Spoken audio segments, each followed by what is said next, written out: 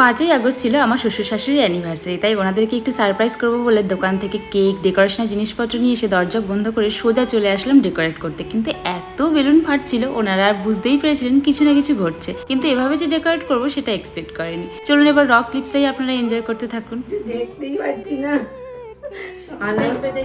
চুপ করে দাঁড়াবে, চোখ বন্ধ থাকবে যেন। চোখ বন্ধ করবো না? হ্যাঁ, চোখ বন্ধ করে আসো, চোখ বন্ধ করে আসো, আমি একা। বাথরুমের দিকে আবার চোখ বন্ধ করে চলো। ওই yes। একা দাঁড়াও, হয়েছে, চোখ খুলবো? দাঁড়াও দাঁড়াও, এখন চোখ খুলো।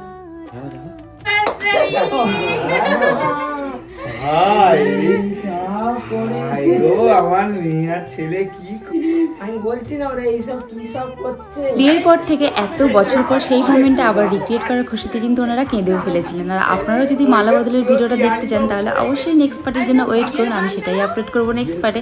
আর ততক্ষণের জন্য টাটা বাই বাই। আর ভিডিওটা ভালো থাকলে লাইক, কমেন্ট আর সাবস্ক্রাইব করে দিন।